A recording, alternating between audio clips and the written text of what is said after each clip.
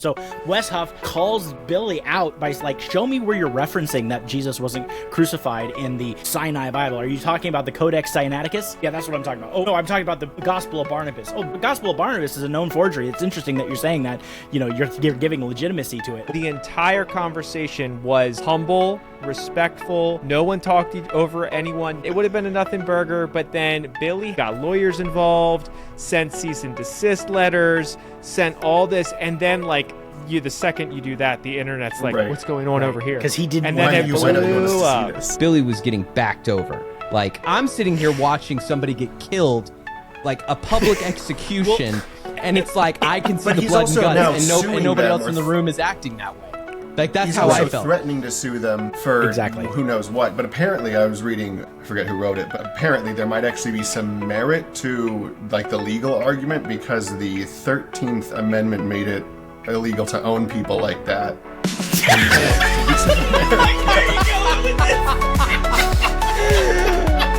So this is what I'm saying.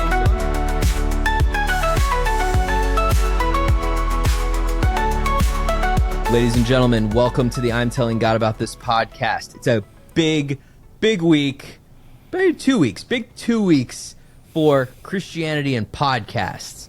If you are a Christian and your feed has anything to do with apologetics, maybe you're a Joe Rogan fan, you've probably seen about 50 other podcasts do what we're going to do right now, and that's talk about Wesley Huff and Joe Rogan. Incredible heard of opportunity. Wes Huff before this? I was going to say, set it up for the listener that doesn't know what you're talking about. Yeah, so really the beginning of it, for those of you who've been in a hole and aren't really true Christians, you would know about this if you were. But the reality is, I thought better Billy of you all. Carson, it really starts with this Billy Carson figure. And if you don't know who Billy Carson is, look him up. He does all kinds of talks and lectures and doesn't ever really do debates, but he has all these lectures on, and he used to. He's an out-of-work YouTuber. About the ancient religions and how the Bible borrowed from all of the ancient writings. He's and like texts, Graham and how Hancock the earliest at home. Bible isn't. Exactly. And how the earliest Bible didn't have the crucifixion or the resurrection in there. And he's been going for years. And he's been on documentaries as the expert. He calls himself the expert in, ancient linguistic studies, which is a joke because he didn't have a degree in that at all or any formal training in that. But it essentially is just all these kooky, wild things, right? So he's been saying there isn't a Christian or anybody that's been able to debate me. So his friend that lives down the street, awkward, who's has a podcast and says, "Hey, come on in, and I want to talk with you about this." Well, he was the host was originally going to actually have this debate with him, but then he was like, I don't really feel too confident and comfortable defending Christianity. I'm nominal Spoiler, Christian. he's not. So he's like, "There's this Wesley Huff guy." Who's really good at all of this stuff as a website. So he contacts Wesley in 24 hours notice and said, "Hey, no short notice, would you like to debate, Billy?" And Wes is like, "Normally, I don't sit down for a debate unless I have at least 6 months so I can understand their positions. But I've been listening to Billy Carson a lot, and it's so surface level, I didn't need any time." So Wes Huff goes and proves his point, gets on the podcasts, and calls Billy out by show me where you're referencing that Jesus wasn't crucified in the Sinai Bible. Are you talking about the Codex Sinaiticus? Oh, yeah, that's what I'm talking about. Oh no, I'm talking about the Gospel of Barnabas. Oh, the Gospel of Barnabas is a known forgery. It's interesting that you're saying that, you're giving legitimacy to it. It just totally, and so the Streisand effect happened. If Billy Carson didn't do anything. You're spinning out. You're spinning out. All right. No, go ahead. So he totally craps the bed, right?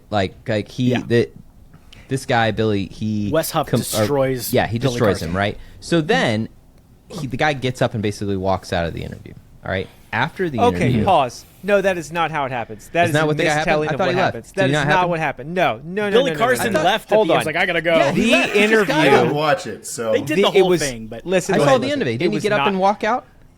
Well, you probably saw a cutted version of it. Stop, Nick, describe what happened. Stop. Go ahead, Nick. It was not a debate.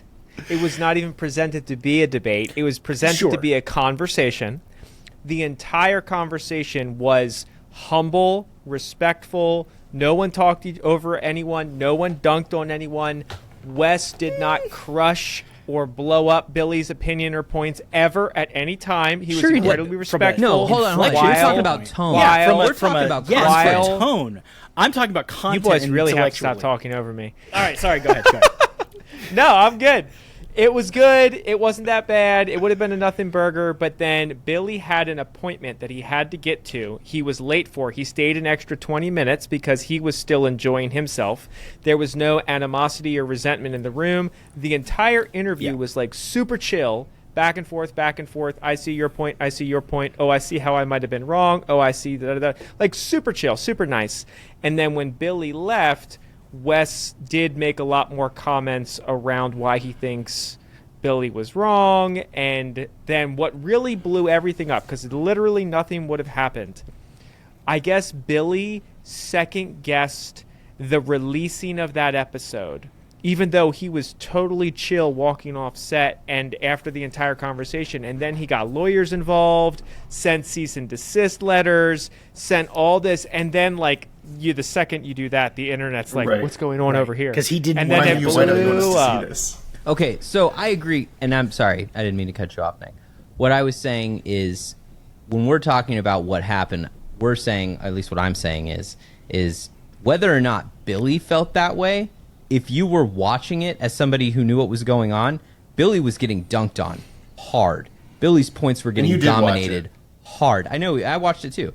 And so, like, even though Wes was calm and he didn't do this in a like, you know, you're wrong, you're doing this. No. He wasn't belligerent about it. No, he was totally kind. He did it entirely with clarifying questions. It was very humble. But what was happening was Billy was getting backed over. Like, and that's what I'm saying. Is like, I'm sitting here watching somebody get killed, like a public execution, and it's like I can see the blood and guts, and nobody else in the room is acting that way. Like, that's how I felt. He's also threatening to sue them for who knows what. But apparently, I was reading, I forget who wrote it, but apparently there might actually be some merit to like the legal argument, because the 13th Amendment made it illegal to own people like that. Where are you going with this? So this is what I'm saying. So my response to you, Nick, it was not about that, because you are totally right, and I'm so glad that you clarified that too, because we absolutely we need to highlight the tone, because it was literally like watching somebody get shot in the face while Claire DeLune played in the background. It was that bad from a like substance category. Anyway, that's what got Joe Rogan's attention, right? Is this massacre, and apparently it was what Nick talked about.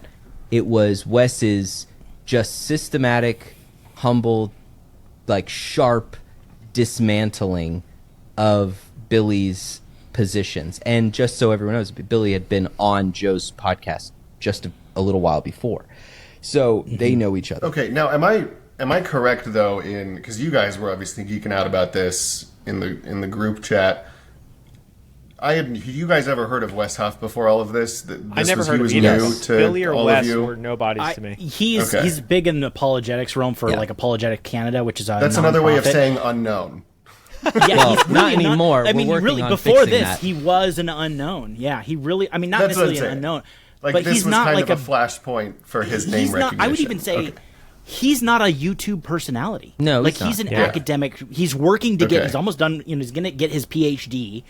He's got a family and kids, and he works for a nonprofit in apologetics where they do produce videos. So he works with a team that he does the narration and the research. And I was surprised by that, because he is really obviously well spoken, articulate. He obviously knows his stuff and his material, and knowing that like he was just seeing him on Joe Rogan in particular was interesting, because he looks like he's got the physique of someone you would expect to be on the Joe Rogan podcast, you know?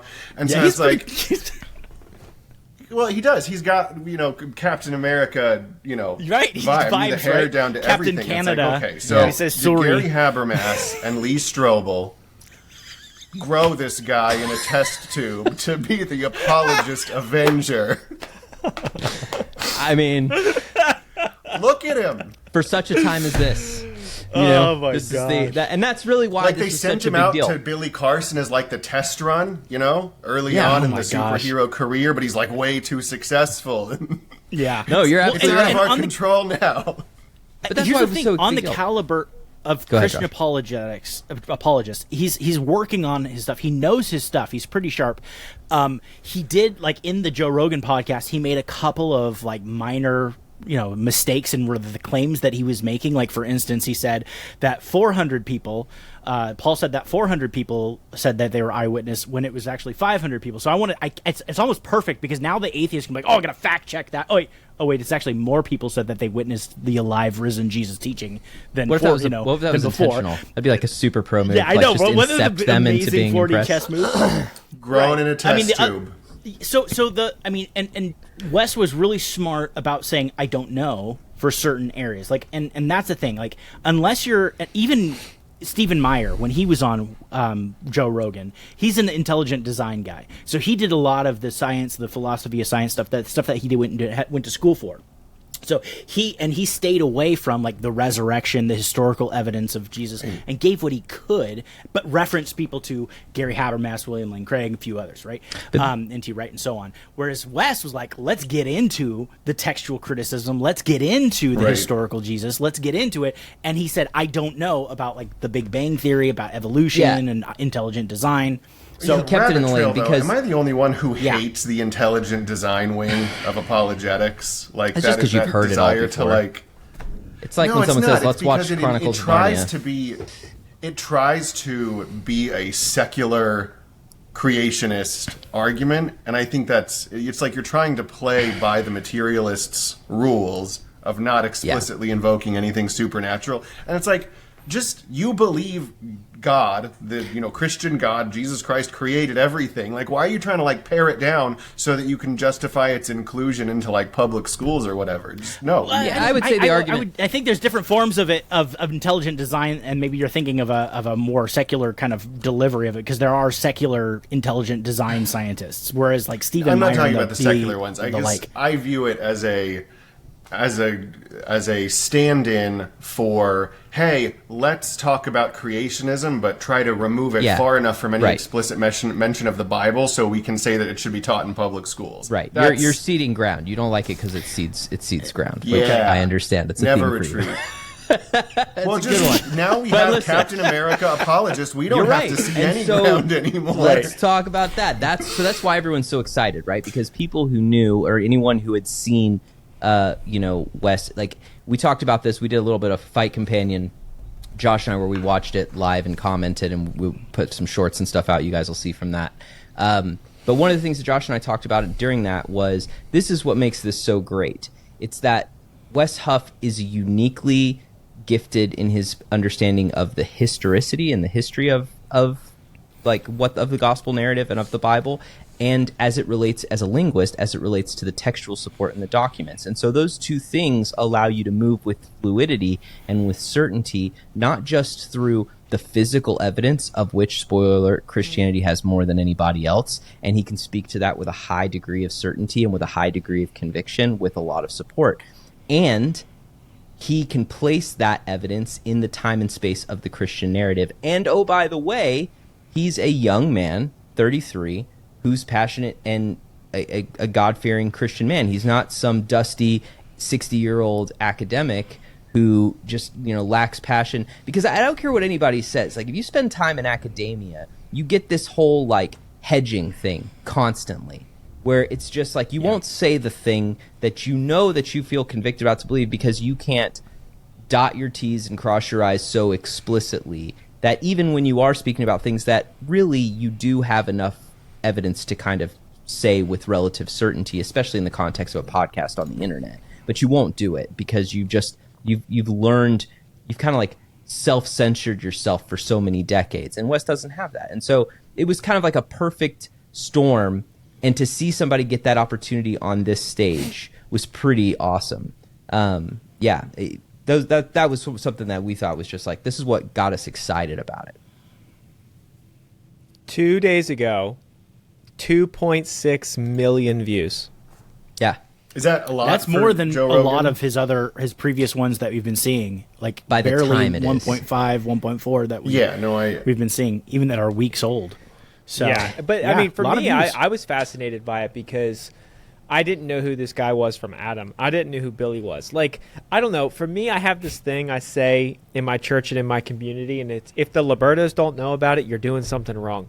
And it's like, I don't know. It's interesting, but I'm excited that there's this big light being shown on Wes's work. And I'm like, can every theologian just go and become a historian too, please? Because this is how the gospel should be communicated. This is how, any debate should happen about Christianity. In my 37 years of existence, I have never seen anyone communicate with such eloquence around, here's the date, here's the receipt, here's what is understood, accepted, and known. By the way, that thing you said, that's been refuted. I'm not sure if you know that. Oh, and by the way, this, and this. It's like there wasn't a single stretch that man made, and he was confident from every... Like, I won't even use the word confident. He was certain about every single thing that came out of his mouth. It was the most refreshing thing I've seen.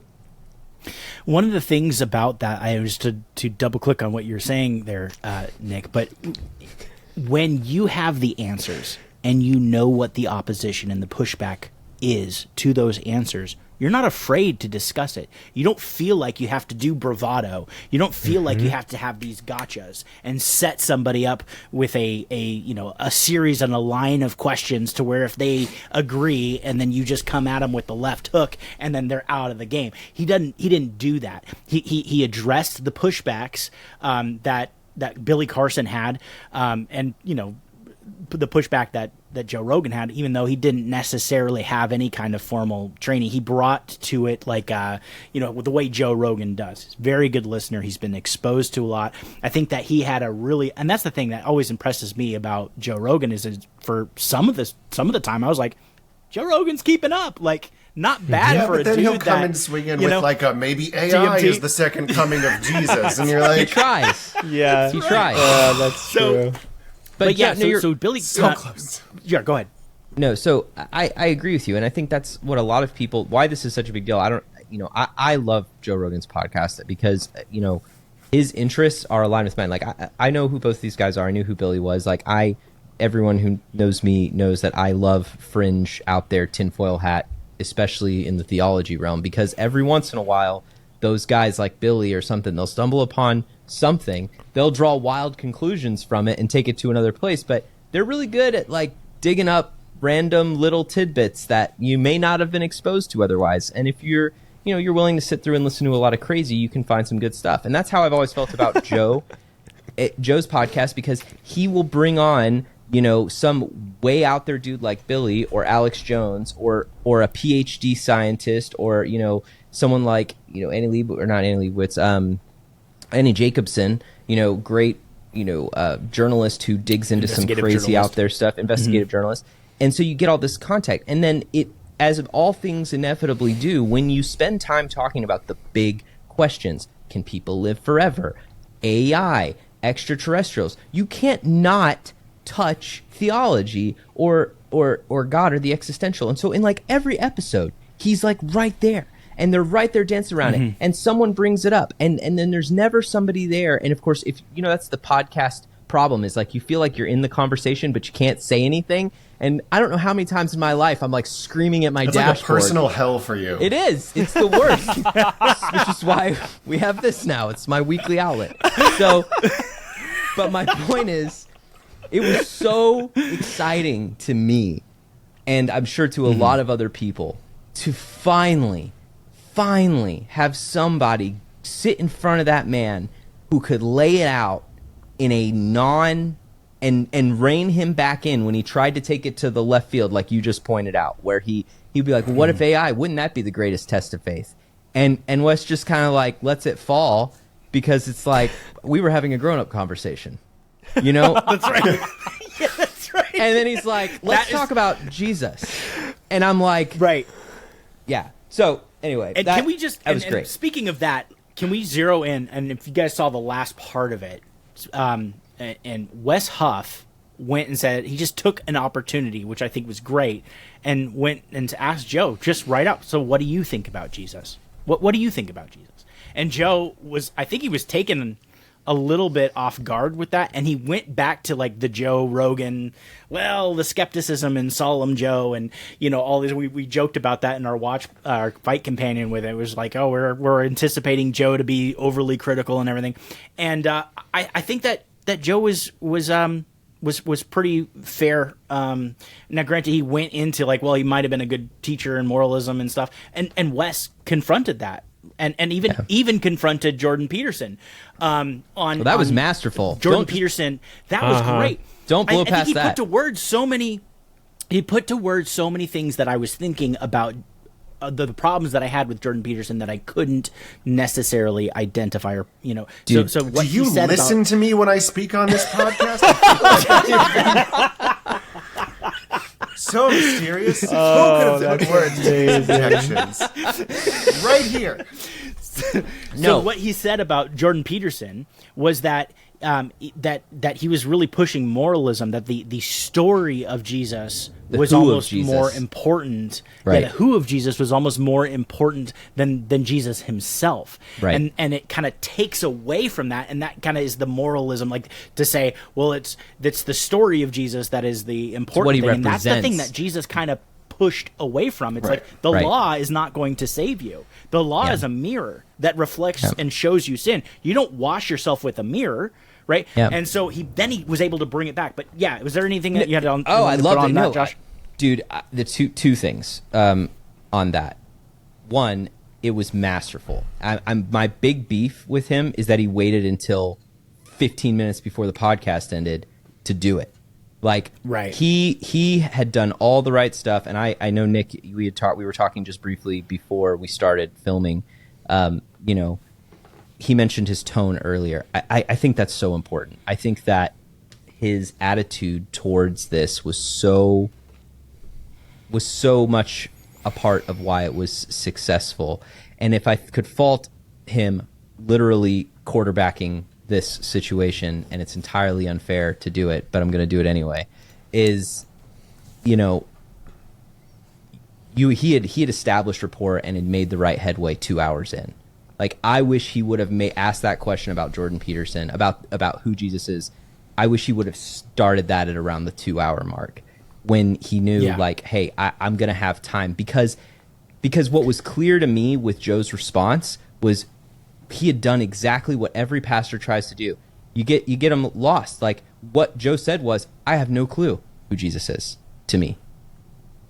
He asked 50 questions. Well, is he this, or is he the Son of Man? Are we the Son of Man? Are we the Son of Man? And I'm just looking at him going like, bro, you tilled the soil. Congratulations. Now we would like to watch you plant the seed. Like, that was kind of my issue with that. But the way he did it with Jordan was what was so smart. What he did with Jordan was so smart, because what he did when he brought up Joe? Yeah, when he brought Peterson? up, when Wes Huff brought up Jordan Peterson as a way to talk about, as a way to pivot to asking Joe about what Jesus was to him. That's how he steered the conversation to an individual's thought. And this was so good because it allows you to take the subject from existential historical conversation into the personal life. And he did that through a known entity whose public discourse is widely discussed. So it's not like overly personal, and it's widely publicized, widely discussed. And so it disassociates it from what Wes knows is going to be a conflict the moment that it turns introspective. And I'm sure that's what his intent was for the whole time. I would hope it was anyway. And so that's something that I would like to point out just for our audience and for the people who are listening, as you are looking at this, like, well, how do I share my faith, and how do I take these conversations that everybody has, even Christians, we talk about these things all the time, but how do I turn those conversations from these big ideas into you, person sitting across from me, and what Jesus means to you, or what Jesus means to me and what it means to you? That pivot of the external entity, where you take it from the context of a story into a person's experience. And you can do that with your own life and talk about your own personal experience, or you can do that through public figures and public, things that are happening in society. And that's what's cool about what's going on right now, is there's a lot of celebrity and people in the news that are going through this, and that provides a lot of opportunity for you and us to talk about that in that context and use that to kind of move that conversation into their lives, right? So let me ask you this question then, because you interact with a much wider cross-section of people than I do on a regular basis. Because for a long time, my growing up years, certainly, all of the, particularly like the Christian versus atheist apologetics was something that kind of happened between groups of people who were never going to be moved by each other in the first place. You know, the people who would watch, a Dawkins versus Habermas debate or whatever were not, the persuadable group of people. And I guess my question is, do you think that like the historical apologetic, like the plausibility of the things that are described in the Bible, is that for you, or in your experience, is that a actual sticking point for people? Do people actually genuinely tend to dismiss like, that's just a bunch of folklore and what? Like, is that really an out that people use to avoid? No, it's what it is it's a destabilizer. So many people think that they know, especially in their 20s and in their 30s, early 30s. Like after you've gone through the whole, and when you're going through that whole dismantling of your faith, deconstruction, you have this narrative that you build in your head of like, well, the Bible's been translated so many times it can't be lost. That means I can just throw that out. Or there's no way that I can know the historical relevance of Jesus. And so I can't have a conversation with somebody who thinks that they're right. Right? Yeah. So what I do is I don't argue with people. I just simply ask, just like Wes does. I ask questions. I propose statements for them to chew on, and I leave it at that. When a person has... I always like to think about this. My goal when I have conversations with people who aren't Christians is I want to be the thing they're thinking about, not me, but I want the conversation that we had to be the last thing they think about before they go to sleep at night. And so I want to unseat them from their certainty. That is the only objective. So to that end, there are people who believe with relative conviction that Jesus was not a historical person. There are people who believe that we can't trust the Bible because the only people who have support for it are Christians. The only people who have done scholarship on it are other Christians, so they can't be trusted. Like they have all these excuses for why it can't be reckoned with. And the big thing that Wes brings up, and it literally is the 90-pound, or 900-pound gorilla in the room, is that you have to contend with the Bible because the Bible's not going anywhere. You have to contend with history. Right, that's right. But the Bible is history, is my point. Bible. The Bible is history. Like, you can't just eschew it as a sacred document. You have to deal with it as a historical document, as a narrative of history, because it's not just one author. It's 66 books spanning, 3 different languages over several thousands of years. So it's this huge thing that all I have to do is, and that's why the Bible says, what does the Bible say? The Bible is what? The Word of God is a two-edged sword. It cuts, and I don't think that it's just the Word of God, right? That it's just the fact that it is the actual Word of God. That is what it is. But because it's the Word of God, because it's true, because what is being described in the Bible is, in fact, the Word of God, you have to contend with it. And my professor, Dr. Murphy, in undergrad, that Nick will remember, has a saying that rings true in every aspect of this, and that's truth doesn't fear a challenge. And so and Jesus is the stumbling block. So like you put the stumbling block in front of somebody, I just want them to stub their toe on it, so maybe they think, maybe I should pay attention to where I'm walking. And if that's as far as you get, that's a huge win. Because now they're at least paying attention. That's the perfect way to put it. I couldn't find the words for it until you just said that, but truth is the stumbling block that someone stumbles over, stubs their toe on. I feel like I've grown up in a world where it was expected and proposed that you're supposed to take this block called truth and bludgeon people with it. And Wes... I mean, you can put a big stumbling block in the road. And Wes What Huff, happened to Billy Carson? Wes Huff, in my opinion, did it the way it was intended to be done. Right. Yes, I completely agree with you. Anyway, I have a clip if you guys want to see it. Let's go to the Joe Rogan. Like Wes sure your audio asks shared. him. Yeah, I think it auto shares. Here we go. to even just say, what do you think happens when you die? Like, even that conversation, like, people don't like that. Nothing. It goes dark, and that's it. It's over. That's it. You die. Like, how the fuck do you know? Have you died? Like, you don't know. In all of this, what do you think of Jesus? Like, in terms of your own, like, journeying and trying to find answers to ultimate questions. What do you think of the historical person of Jesus? Well, it certainly seems like there's a lot of people that believe that there was this very exceptional human being that existed. So hey, pause it there. What does that mean? Does it mean he was the son of God? Does it mean he was... Because it's really interesting, the inversion of what Josh was talking about it, because Wes asked a very personal question and Joe externalized it almost immediately with a lot of people think blah, blah, and that's exactly how you know you've done it. Like, what Joe did was he walked him up to it slowly by transitioning from existential, like big ideas, historical. Right, he immediately and instinctively juked out of it. Yes, he did. Well, other people, Anyway, continue. I just thought that was interesting. Just some completely unique human being that had this vision of humanity and this way of educating people and spreading this ideology that would ultimately change the way human beings interact with each other forever. So what is he the son of God? Well, are we all? That's another question. Right? Do we all have that inside of us? Do we all have that ability to change everything around us inside of us? Do we all have that unique connection to the divine? And is he a representation of the best version of that? Or was he an actual person that was the son of God? And is it important? Yeah. I don't know. I mean, what does it mean? It's just the fact that it's a question to ponder is a miracle in itself. Facts. I call this pothead discourse. No, dude. So he's wrestling. You could see him wrestling. Like, you could see him going in and out of, like, what do I? Because you could see where he's like, this is challenging. Like, what do I? I feel like the question that keeps coming back to him is, what do you think, Joe?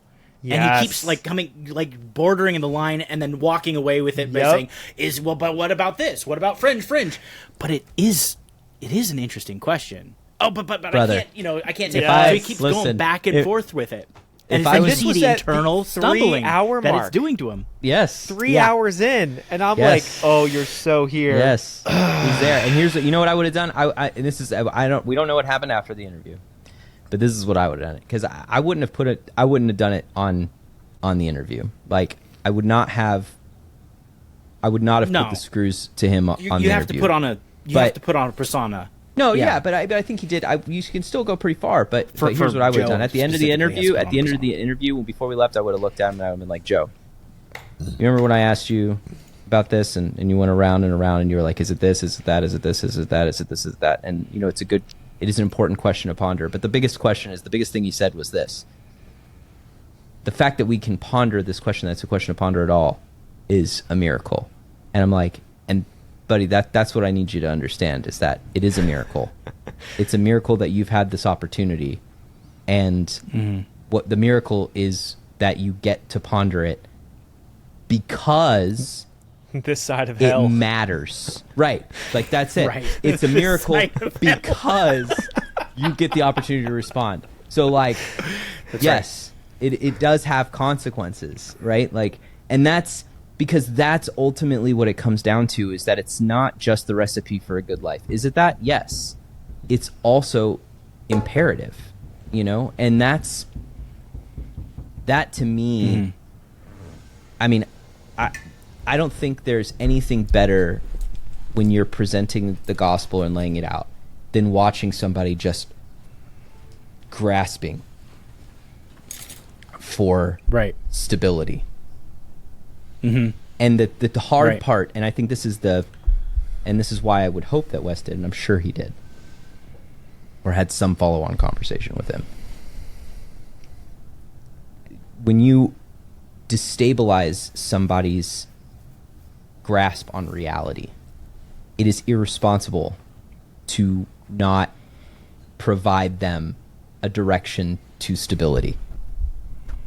Does that make sense? Like, and that's where a lot of Christians, a lot of people, it's fun to dunk on people's worldview. It's fun I love talking about, crushing people's perspective on reality. I love that. But the love part of that is the coming back around and giving them the hand up. Like I talk about it like a jetty, out into the ocean, and the waves. If you've ever been out on a jetty, the waves just break and break. And you imagine if you've ever tried to climb out of a jetty, it's very difficult because you get smashed every single time. Like you try to get up to the rocks and the water pulls out and you get hit. You get messed up. And so like somebody reaching down and pulling you up and saying like, hey man, like you got to get up here. And ultimately that person has to make that decision. Like, do either go back out to sea where it's safe or climb up onto the rocks. But if you stay in that tension, in that seam between the water and the rocks, you're going to get wrecked. Nobody wants to stay there. And that's always, that's the place that I love to be in. And I think as Christians we're designed to be in. I think that's why God chose to use the church to reach the world. And I guess my question to you earlier was more oriented around like people kind of have to end up a little bit they do. In that uncertainty on their own. Yes. You know? And I guess I'm not dragging anybody up. I didn't know to what extent that people are really using the common but false anti-apologetic rejoinders, like Jesus wasn't even a real person, or it's been translated so many times. Common. If they actually use those, yeah, it's interesting. I didn't know common. that, especially among young people. Today, today in this generation, they don't have any biblical literacy whatsoever. Like before in the 1950s, at least people knew the basic story of the Bible. Now they don't even know who Jesus was. So there's but here's an interesting thing on that point, though. Approach to it, Because that's kind of true, but then Wes Huff shows up, and setting aside the obvious, first possibility that he was grown to test to by Lee Stroble and Gary Habermas. Still not entirely sure that's not true. Yeah. The baby boomer generation of apologists, of those, heavy scholarship, the guys who saw once in the 50s, when culture started shifting away from Christianity and becoming more secularized and liberal and all of this stuff, realized that they had to defend Christianity in ways that previous generations didn't so much have to. Not never have to, but they did. And simultaneously, you had archaeology and other discoveries, the Dead Sea Scrolls, things like that were opening up new avenues for that apologetic discipline. And what's interesting, just the existence that someone as well-educated and erudite and well-spoken as Wes Huff just exists without anybody knowing about him, means that there's a second generation of people who have received the legacy of all of those very, heavy hitter scholars and are just out there. So it's true that broadly, there's less biblical general knowledge, but at the same time, there also does seem to be a generation of torchbearers who are picking that up. Dude, 100%, Tim. Josh, welcome to this podcast. Yeah, that's the point. It's not here's what I would say. There are tons of people like Wes Huff. Now, Wes Huff has a focus in linguistics. Josh and I talked about this in the podcast. It's like your pastor, if they have an MDiv, has been exposed. There's a couple things, one little step further in detail that Wes may have touched, but the average Masters of Divinity student has been exposed to everything that Wes Huff said during that podcast. Right. There was no groundbreaking revelation there. The problem is the quality of the student and whether or not they're actually using it and what community they serve in. Here's the real issue, is that there's fewer people going to school, to get school to go into ministry. There's a lot of churches that are hiring people without actually sending them to seminary anymore. There's a lot of pastors that aren't seminary trained. But the truth is that the pastors who are seminary trained, or the people who are well-spoken, they're focused on, and they're told by their mentors this, they're focused on the church. They're focused on those people in the congregations. They're not on the internet. And especially the older generation is way less. I had so many people tell me, hey, some people were like, hey, yeah, do the podcast. But a lot of people were like, hey, man, it's risky. Why are you on there talking about all this stuff? Why are you commenting on these things like that? Shouldn't you be focused on, these other things, these other aspects of of ministry. And Josh, you can speak to this specifically, but the idea that like apologetics as a line of study and as a profession, it's not like anyone's paying for apologists. There's no salary for an apologetics. Right. Churches aren't hiring apologists. Yeah, to teach or to do that. But I think I wanted to follow up, following up on what you were saying, Josh. And it is like there is a torchbearer, a torch that's been passed on from these boomer generational, the William Lane Craigs, the Gary Habermas's, the Mike Laconas, onto these newer apologists like Mike Jones from Inspiring Theology, or some of these other shows like Cameron Bertuzzi has a apologetics debate and the Gospel Truth, and all of these things where it cultivates these conversations happening in the space of podcasts, and this is actually a great topic that I really want to have a follow up on, and maybe I'll be able to get one of the apologetics professors from Liberty that I studied under to come on the show to talk more about the impact of apologetics in this generation and the kind of these torchbearers that the torch is passed to, and the impact of it. But I think that there are so many low-level arguments and bad arguments that are so promoted on the internet spaces. In fact, I was talking to my brother on our other podcast, Cosplay Eternity, like and subscribe. We were talking about how because he went to and he got a minor in Bible college, and we were talking about in Bible college and in religious studies and Christian apologetics, they teach you how to deal with good arguments and good faith arguments. They don't teach you how to deal with bad faith arguments or just terrible arguments, which is most exactly. And so when the whole the Zeitgeist video came out, and it was a rehashing of the early 1900s arguments that Christianity was just a borrowing of other religions that were dug up through archaeology. It's an argument that's been done before. You're not going to see William Lane Craig or Gary Habermas sit down and do a lecture series on debunking that video. But you know what you do see? You see these Christian apologists that don't have, and these podcasters, and they went through. There's a guy named Testify, or does a show, or as a podcast called Testify, and he does a lot of really good stuff on the undesigned coincidences and the reliability of the New Testament, and so there's a lot of really good stuff that I'm like, shoot, if I was William Lane Craig, I didn't have time for that, right? If it gets to that level and nobody can answer it, then bring it to my desk. But before that, there's so many other low-level hanging fruit that needs to be addressed. And I think the quality of apologist and apologetics in this generation is even stronger. Is getting stronger. Mark my words, it's going to get really big against Islam here in the coming future. Listen, just saying. It's getting bigger because we're a more educated society than we ever have been, and not in a good way. I mean that in the sense that there are people who are exposed to so many, the short pseudo education too, the TikTok theology and TikTok philosophy.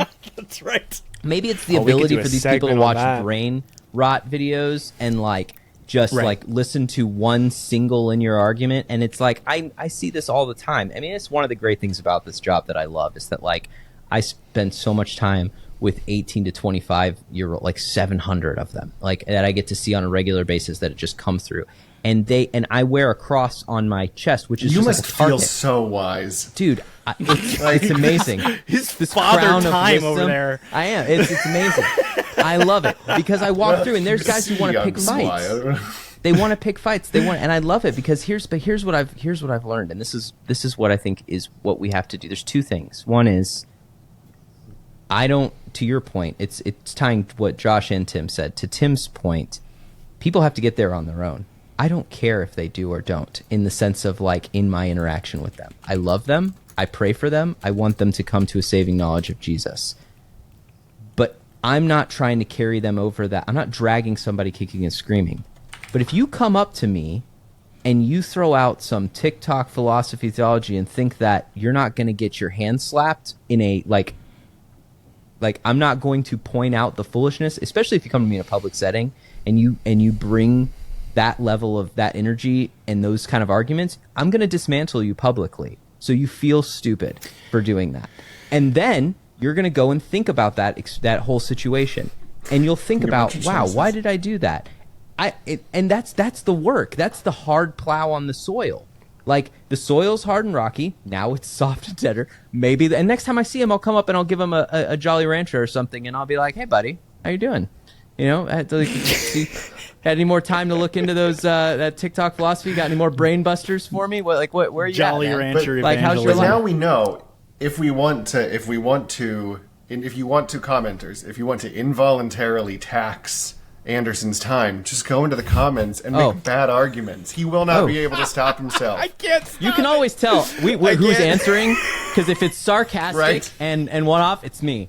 If it's like actually If I thoughtfully actually take the engaged bad in a faith long argument time, within it's- good faith, it's it's me. Josh. You don't even have to do it. I bet you could get ChatGPT to make those Sure. bad arguments. Yeah, I exactly. probably should But to Josh's create a point, couple we're of getting ghost more. accounts.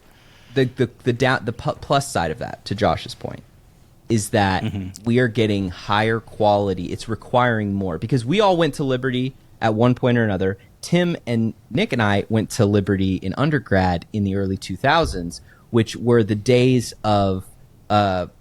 what's his name? No, yeah, not that bad. Jeez Louise. But we used to watch like the Ray Comfort evangelism videos, and I used to get. I've got in Shepherd an argument Masters. with Yeah. what's his name? Yeah. Anyway, but they used Kirk to do things Cameron? like Kirk Cameron. Yeah, it was Kirk Cameron. He came to No school. way. I'm dead serious, and he He was around a lot back and then. he was talking Here, let me give you about $10 to Right, listen. that was have it. you listen and to he me was tell like, you "Let me about tell the you about the gospel." way of the master." And they used to do this thing, if you're not Way of from the Master, church that's or you what it didn't was. grow into it, where you would like you'd say, "Hey, I got $20 if you can answer some of my questions for me," right? And you'd hand the person $20, and then it was this whole route conversation that we would teach, that the university used to try to teach these young Christian kids, where it would be like, if you died tonight, do you know where you would go? Have you ever lied, stealed, cussed, drank alcohol, looked lustfully upon another member of the opposite sex?